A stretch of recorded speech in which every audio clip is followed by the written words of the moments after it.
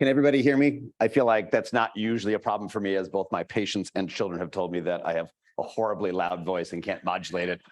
And I am probably the medicine's worst HIPAA violation because everybody can hear beyond every single room I'm in.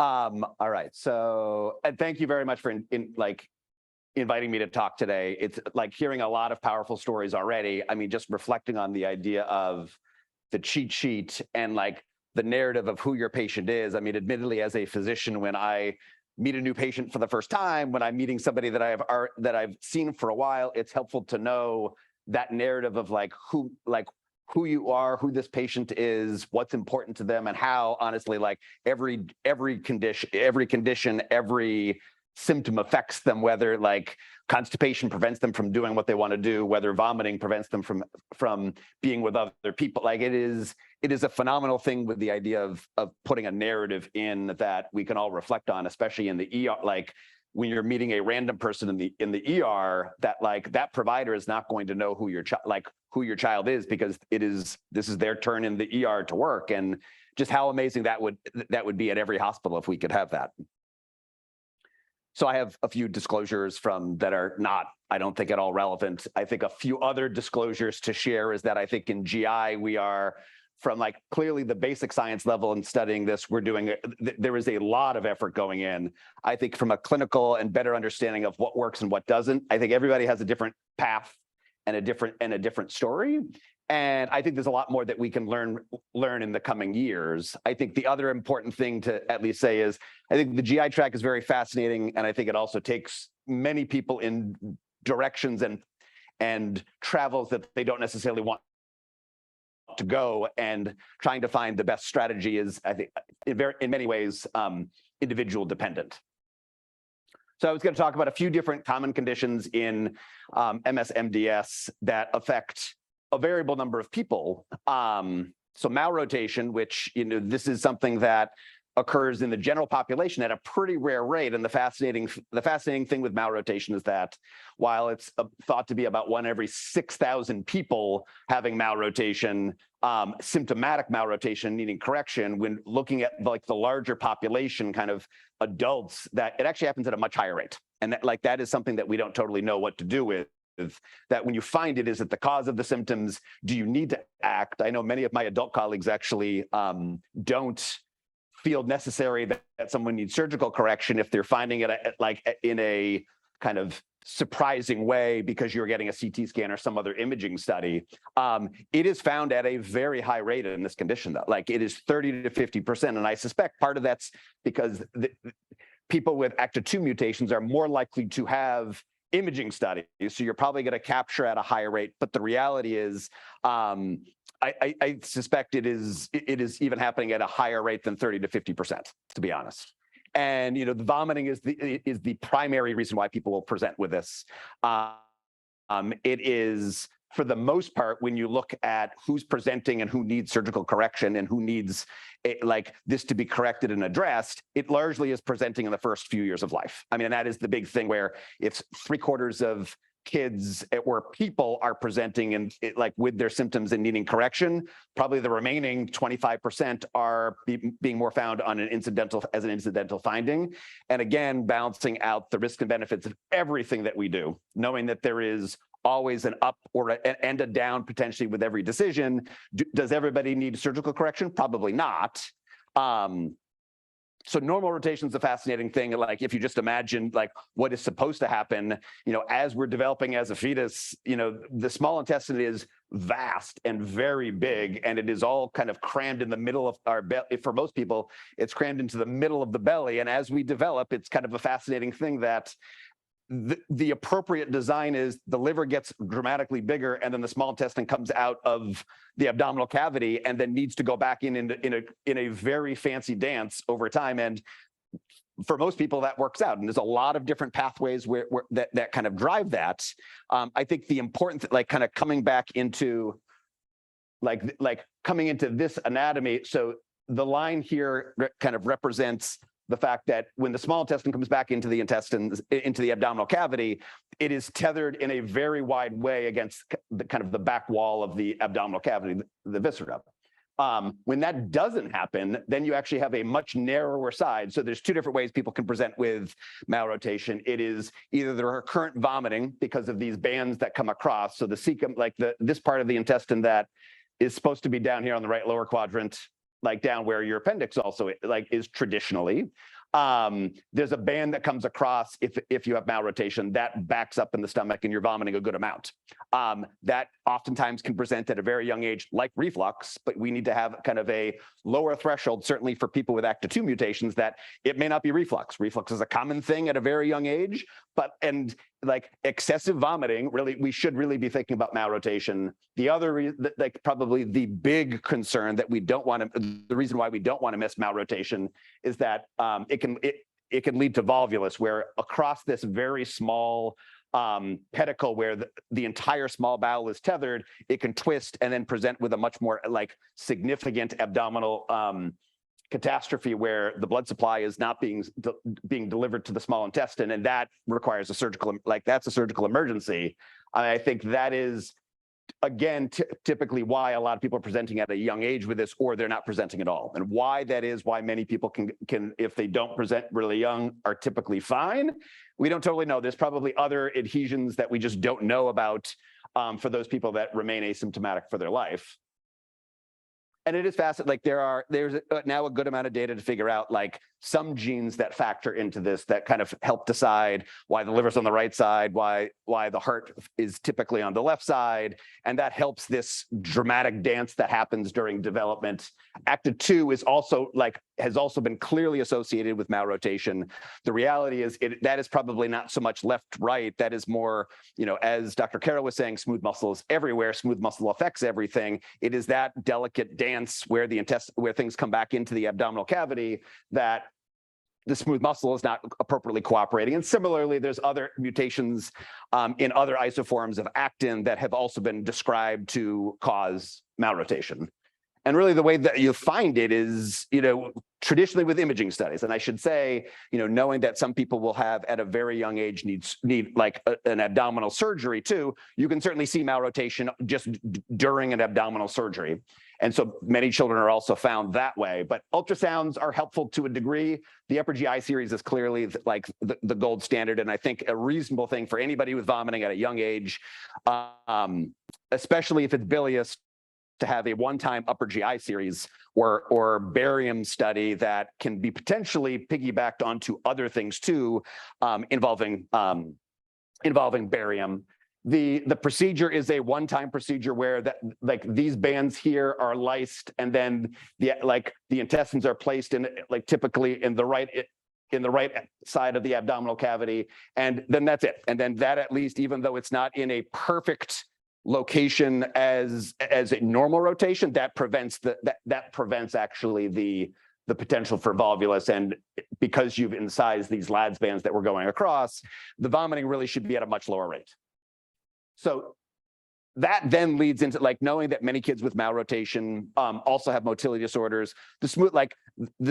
The GI tract is dominated by smooth muscle, and that is I definitely find it fascinating that at least when we've asked the question of how often does constipation happen in kids with ACTA2 mutations, it's actually at a lower rate. I mean, I reflect back during my training for one of my mentors who said they're all constipated. Everybody's constipated, and he wasn't referring to necessarily a particular condition. I don't think he was even necessarily referring to people in GI clinic. I think he just means everybody in the world, everybody's constipated.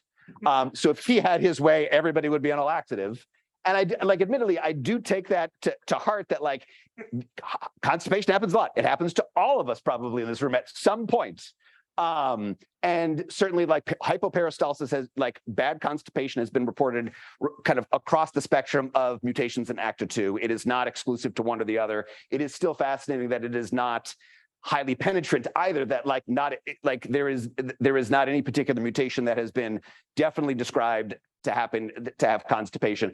I just suspect that because smooth muscle dominates GI motility, everybody is constipated. And I think that having that understanding, we can look at there are definitely different motility studies that are reasonable to consider. A gastric emptying scan has problems. Like, just like I would say all of these have problems. So gastroparesis, the best test that we have available to us is a gastric emptying scan, where it's a radio labeled egg meal that, not every kid can tolerate a sandwich, that is made of egg and jelly. It is, as many people are grimacing now, like, it doesn't sound all that awesome. It doesn't sound awesome to me either. Not everybody can tolerate the taste, not everybody can tolerate the texture, but even like many kids just can't handle the sandwich.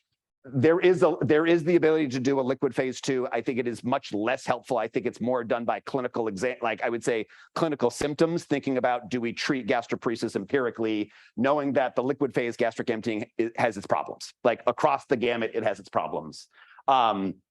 I should also say that from a disclosure standpoint, all these medicines I'm going to talk about are off-label because, as you've all experienced in pediatrics, like, most of these things have not been approved by the FDA because there's not extensive testing. So similarly, like erythromycin, using an antibiotic, I'm sure many of you have gone through erythromycin and all of these medicines to help with gastroparesis. It helps because it hits motilin. It is an analog or very similar in structure to motilin, which is a GI hormone that can help stomach emptying. So erythromycin, in many ways, is our friend because it can come and go without a lot of side effects. Azithromycin, which is a little bit more commonly used now. Like, the easy thing from a GI perspective is erythromycin. Not a lot of people use erythromycin. So when we're talking about antibiotics, we hate the idea of potentially breeding resistance to medication, to antibiotics, because you may be suffering from urinary tract infections, pneumonias, and you don't want to have those resistant organisms. Admittedly, erythromycin, I hate to make light of erythromycin resistance, but we don't use it as often as we once did. So we use it a lot for GI motility. Azithromycin, we still use a little bit more often. It seems to work the same way. It's only once daily dosing. I still like the idea of erythromycin a little bit better, just because it can be positioned around the time of meals or boluses to help empty out the stomach. It does. Both of these medicines, erythromycin and azithromycin, you can develop a tolerance to it, which is not necessarily the end game, but it winds up meaning that, like, you may have to cycle off of it from time to time, because you can develop that tolerance. You take a week off, and then oftentimes you can go back onto it and kind of recapture the effect. Metoclopramide or Reglan it has some side effects, tardive dyskinesia. It has other potential cardiac side effects that I feel like we don't use anywhere near as often as we once did, once we started recognizing that there were side effects from it. Cisapride can be helpful. It does interact with a number of other medications. It does have some potential cardiac effects. So I feel like we've backed away from that. I feel like I usually lean on erythromycin much more for upper GI motility. And I guess I was also asked to like what's a reasonable expectation for like stooling? Like, and I think that it is in the eye of the beholder. I usually think of like every 12 to 48 hours is a normal time to is a normal frequency, but the reality is it's more than just frequency. I mean, like, it's about how much your child is uncomfortable as they're passing it. How hard is the stool? I hate the idea of anybody having really hard stools. So again, if I had my druthers, everybody would be on a osmotic laxative to help with hard stools. Straining can be problematic. Once you're starting to strain, you get into this vicious cycle. So this is, again, as I learned way back when as a trainee, this cycle kind of dominates it defines constipation no matter who you are. It's just a matter of at what point do you actually get into the cycle. Usually it is hard stool starting, the withholding, and then that leads to slower transit. Anybody whose smooth muscles are not necessarily contracting quite as well, you're going to start out with the slower transit. So then the intestines will be still happy to pull out water. You get to the hard stools. In children with motility disorders, certainly the idea of the slower transit, the smooth muscle dysfunction is going to dominate. And I would say we usually use a combination of both osmotic laxatives. So the osmotic laxatives are the ones that pull water into the intestines. Those are polyethylene glycol, lactulose. I feel like polyethylene glycol is helpful because you can put into anything. Lactulose has a particular taste that it works for some people, it doesn't work for others. But I feel like leaning on the stimulant laxatives also. So in the past, we used to think that it was bad to be on a stimulant laxative because you could develop a dependence on it. The reality is now the newer studies would argue that it was people who needed to be on these medicines just had bad constipation, and we were often using it too sparingly. And now I feel like we are much like there are now studies coming out showing that avoiding these actually have a much bigger detriment. So pushing on Senna, pushing on bisacodyl, again, you can develop a little bit of a tolerance, but oftentimes you can switch between the two. So that way, if you're starting to lose your effect with Senna, you can switch to bisacodyl and back and forth. Evaluation of constipation, the X-rays are one way to visualize what is actually in there, but they're really not that helpful at diagnosing constipation. And like there is data from ER literature, there's data from radiology literature that an X-ray by itself is not helpful. It's more from both the clinical exam and the stories. There is potential benefit of doing a SITS mark studies to look at overall transit. Like, I think there's value. I think it is more looking at for somebody who has slow motility. A SITS mark study traditionally comes with a capsule that has to be swallowed with 24 rings in it. And that's what we're seeing, these tiny little rings here. They don't have to be swallowed as a capsule. They can be sprinkled into something, but then as long as someone can tolerate like what essentially amounts to some complex, weird looking sprinkles in a puree or a yogurt or something of that sort, it helps. I do like it has never been studied in people with smooth muscle dysfunction. I would suspect it will be not normal. And I think but you can still potentially get a benefit from it. You can look to see whether there's a particular segment, whether it's the large intestine on the right side, the transverse colon, or the left side that seems a little bit more dysfunctional. And that leads into, at least the discussion about manometry studies and looking at all right, what contracts well, what doesn't contract well. And this is, again, where we balance out the need for anesthesia and what we're going to do with the information from that procedure that happens under anesthesia. So anorectal manometry oftentimes doesn't need high levels of anesthesia or sedation. It's commonly used to look for Hirschsprung's disease, but it can also look to see has chronic constipation with hard stools causing a little bit of trauma each time it comes over the rectal sphincters. Does it cause a little bit of sphincter spasm where a patient could potentially benefit from a Botox injection? And this may be something that needs to happen on a regular basis, the Botox injections. There's value to that. And I think it's a worthwhile thing to think about, especially for somebody who's having significantly painful defecation. Colonic manometry gets a little bit more invasive in that it requires a colonoscopy to actually place the catheter. So with a colonic manometry, you're looking at the contractions throughout the large intestine. You need to get that catheter the entire length of the large intestine. That requires a colonoscopy, and it is hard to imagine anyone totally tolerating, especially at a young age, a colonoscopy without at least a good degree of sedation, if not anesthesia. And it may not yield as much helpful information compared to if we did a SITS mark study or if we just have slow transit. The colonic manometry may not be totally helpful. There are some significant cases where you actually need to think about a resection of a large amount of the large intestine if constipation and is causing significant compromise in GI function and in other kinds of functioning. Where a colonic manometry may actually be helpful, where at least the planning stages of, do you do a full colectomy, do you do a partial colectomy? And then overall, the other things to think about when someone has slow motility, small intestinal bacterial overgrowth certainly happens. It is something that is where you have a huge, the bacterial balance, it overgrows up into the small intestine, where then that starts to compromise absorption. It could potentially compromise motility even further. And it could start to cause a significant degree of bloating. It can be diagnosed by a breath test, or you could treat it you could treat it empirically based on the symptoms that someone has. The challenge is that, it requires antibiotics. So someone who's maybe on and off antibiotics a lot, that, again, you're not going to want to use a lot of other antibiotics that might be used to treat bacteria, to, again, avoid antibiotic resistance. I think the slow motility doesn't necessarily cause celiac disease or cause eosinophilic esophagitis, as far as we understand.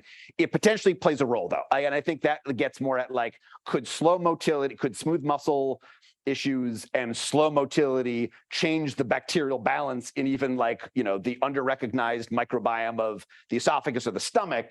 could that start to set you up for eosinophilic esophagitis, gluten intolerance? There's a lot, admittedly, there's a lot of diseases that are inflammatory driven that we don't know the full basis on how much motility contributes. I think it's definitely worthwhile, like, as we've already heard from multiple people today, that like inflammatory conditions certainly can happen in this. It is not just slow motility, but I think it's probably a combination. And it's also important to think that it also may have nothing to do with the smooth muscle dysfunction, and there actually may be an inflammatory condition in addition to an ACTD2 mutation, and it is not actually like it is occurring in the same GI tract. It's still worthwhile having that open mind that, like, for somebody else, even though, again, we've talked about, not wanting to do lots of different procedures under anesthesia separately, there's value to those. Like, there's value to an upper endoscopy, there's value to a colonoscopy to look for some of these inflammatory conditions that may happen. There is a limited amount of data on some of the feeding tract. Like, it is for anybody with smooth muscle dysfunction, there's the potential for not being able to propel the food bolus entirely down the esophagus. I would have certainly a very low threshold for a video swallow study. And this is actually important that as we talk about, everybody probably should have an upper GI series at some point to look for malrotation. The idea that if you're going to do a video swallow study, this also can be done in coordination between the speech and language pathologist and the radiologist to extend it a little bit. So a video swallow study typically just focuses on the esophagus and then it's completed, but radiology actually could then tag team and follow the contrasts that are being swallowed to make sure that there's no aspiration or difficulties feeding, to follow it down to make sure that there's no malrotation, and just look at the lower anatomy also. So there's certainly value to that. Reflux certainly has been reported in a high rate of patients with ACTD2 mutations, but again, I think the 30% is probably also an underestimate. It probably happens in a much higher rate. The idea of like what's the right kind of diet? Like, so the food that we're eating drives us, it feeds us, and it also, difficulty getting in those calories can also drive us and affect a lot of our daily lives. So, the standard advice is the more varied the diet, the better. That is a struggle with every single kid. Every toddler, as time goes on, there's going to be both the challenges of not wanting to try that food, but also the challenges of maybe there are some textures that are going to be more of a struggle, and something that's not going to be tolerated. I think there's a number of kids that need feeding tubes, and a variety of different types of feeding tubes, a variety of different tolerances to those feeds. I think we are still clearly just across the GI spectrum in our infancy of understanding, well, what's the right diet? How can we identify better? Many of the commercially available formulas are milk driven, and very monotonous protein, which can be helpful. It can be helpful for certain inflammatory conditions too. The downside is that it is not as balanced as perhaps the gold diet for everybody. So at MGH, we've been doing having some success with a blender, for kids that are tube fed, the idea of using a blenderized diet that is either a commercial product that has a fairly wide meal and wide repertoire of proteins, or even potentially people doing that at home themselves, that can help with tube feed tolerance. That can certainly help with vomiting. But I think, again, it depends on what's causing the vomiting. Could it be EOE? Could it be malrotation? Could it be bad reflux? Could it be slow gastric emptying? Or could it be just not the right balance of protein? And again, it's important to be working with your GI doctor, your dietitian, to try things. And then also to kind of learn from, all right, what worked, what didn't work, and to try to pivot based on that information that you get.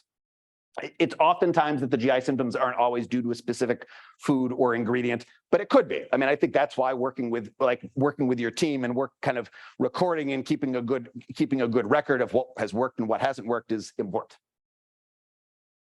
And then a brief mention of enteral tube feeds. I'm sure many of you have already had this experience and already have done the dance between what's the right tube feed, in this diagram, we've got illustrated the nasogastric feeding tube. That is a short-term fix for nearly everybody, some kind of a surgical tube. If someone needs assistance with getting calories in, either in a quantity-wise or from a safety perspective, a surgical tube, whether it's going into the stomach or whether it's going directly into the small bowel, I think that it is a worthwhile conversation to have. It really does depend on what the rest of the motility of the intestine is.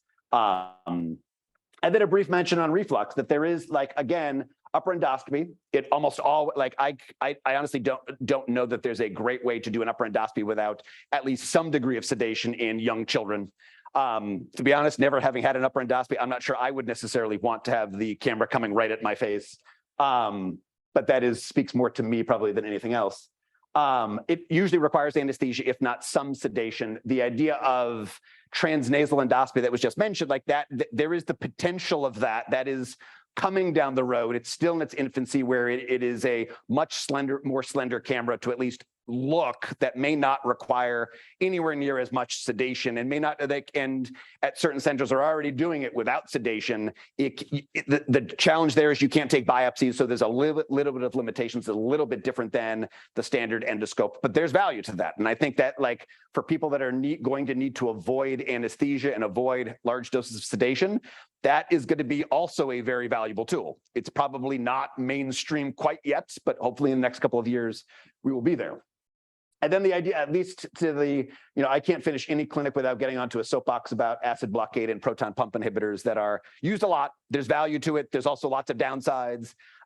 It had to be a half dozen times I talked about it, even just yesterday in clinic, that the number of I try to strike a middle balance. Like, reflux happens a lot. Reflux happens a lot for people with smooth muscle dysfunction.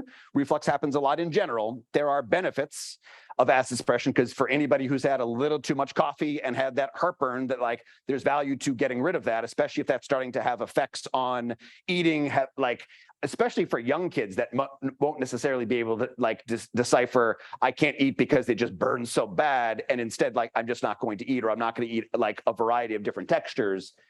That balanced out with, there's downsides. So we know that there's an increased risk of respiratory infections and GI infections with acid blockade. It really is important to balance it, but that's where it's important to balance it out. And that's where it's, again, important to have that data to if we're going to start something, we want to make sure that it has the desired effect. It is as important as possible. And I usually try to push it down when I can to see all right, can we come to a lower dose to see if that actually is tolerated? Can we get off? Is this something that we're going to come on and off?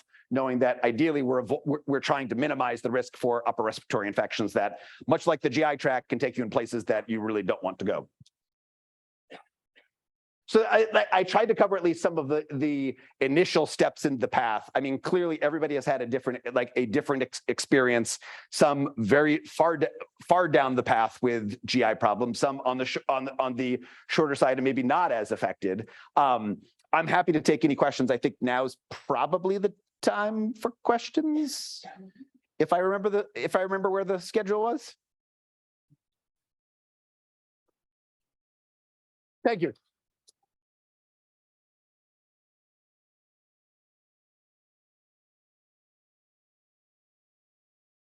Yes.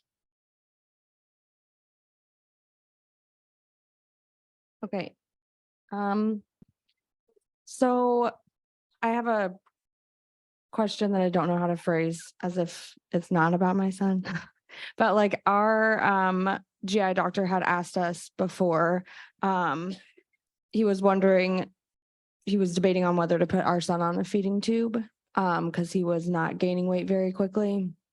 And he said that he was wondering if anybody knew, because he said that they saw it with their cystic fibrosis patients where they would gain weight and they were doing okay, but they did even better once they were put on a feeding tube because they didn't have to expend the calories eating and they got their calories and all those things. He said that they saw that while they did okay off of it, they did better on it. And he was wondering if anybody knew if that would be the case with a patient like our children, if he's doing okay and he started gaining weight and gained 6 pounds in 6 months, go Levi.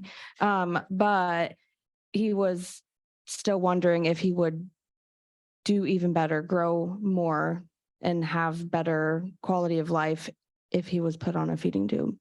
Yeah, I mean, it's a great question. And I don't know that there's a perfect answer across the gamut. I think it depends on the person. And I think we see that a lot, that if you're gaining weight a lot and it is such a valuable thing to feed your child and to have that experience.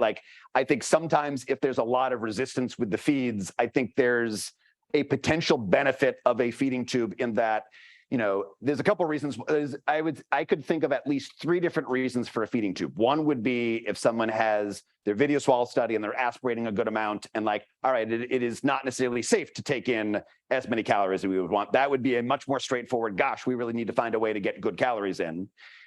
A second one would be we are not gaining weight well. We are safe to totally safe to eat, but just not having the urge. Maybe it's due to gastroparesis. Maybe it's due to bad constipation. Maybe it's due to just not feeling like maybe bad reflux has contributed to a little bit of a feeding aversion. I think the other part is, there's a value to having the feeding tube as that backup plan, for we're going to make sure that there's enough calories. So like during the winter months when upper respiratory infections happen a little more and the eating significantly goes down, I think there's a potential value to having that feeding tube in place to make sure that even when you're sick, we can get the calories. So when somebody is in the PICU meeting with Dr. Carroll, that all right, we can get the feeds up on a faster basis, even if there's a little bit of respiratory distress, because we've got that access. And I think it's a much more nuanced decision I have no doubt that many kids do start to gain weight a little bit better, because we know that even if it's an extra 50 calories, 100 calories a day, it might be helpful. I think the balance is also looking at many kids enjoy eating. So the goal, a feeding tube is not a replacement for that or to take that away.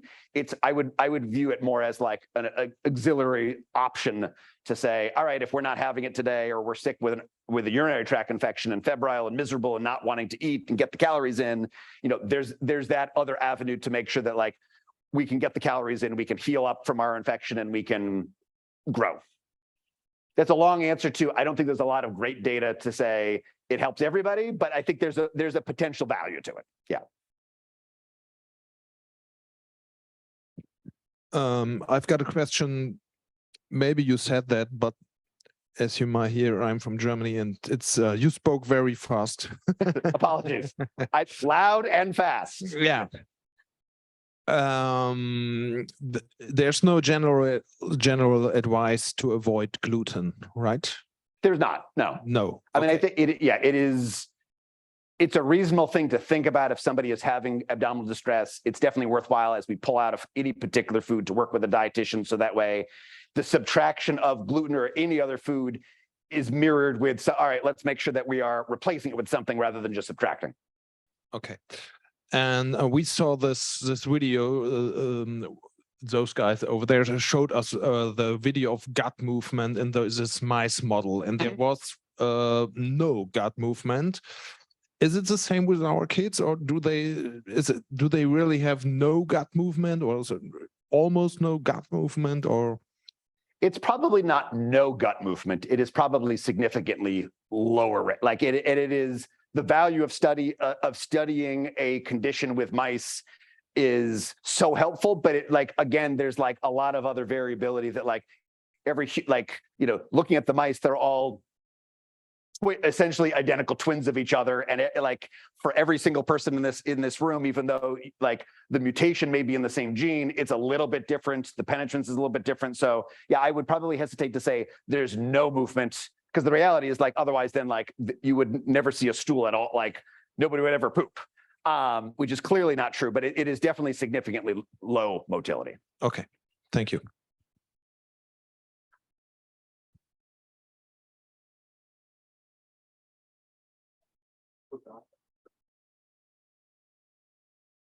I can use the microphone due to Savage, so I'm Sure. going to speak as loud as I can.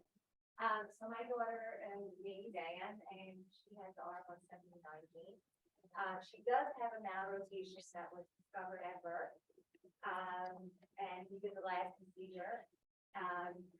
She had originally a G2, and until she vomited, and then they ended up being a J2. So feeding her through the J2 has been very successful. We had her on Cisapride, which was great, but we also got many pneumonias, and because the pneumonia, she couldn't use many of the antibiotics, so there was a problem with that. So we ended up Dr. Miracle at Children's Boston on Motegrity.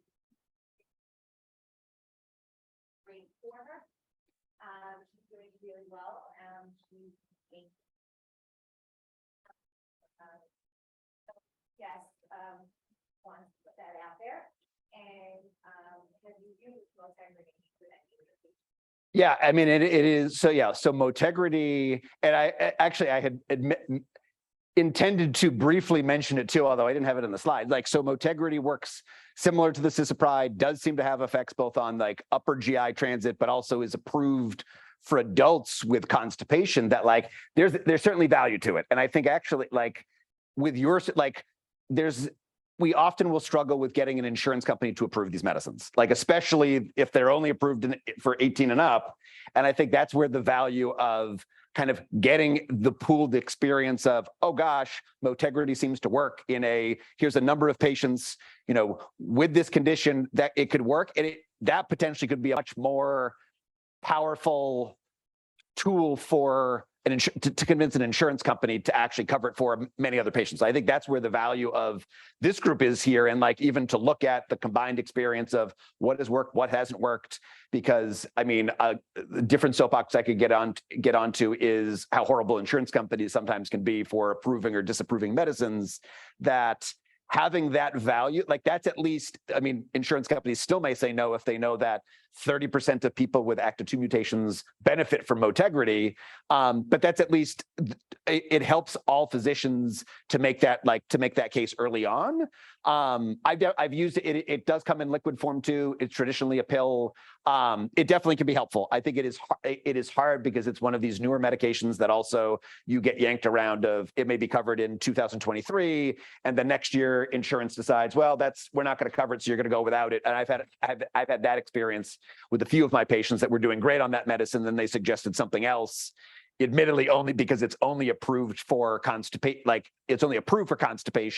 that we try something else that's clearly not going to work because it doesn't have upper GI motility. I would suspect that if Dr. Nurko was using the cisapride and then moving over to the Motegrity, it was both for probably upper GI and lower GI motility.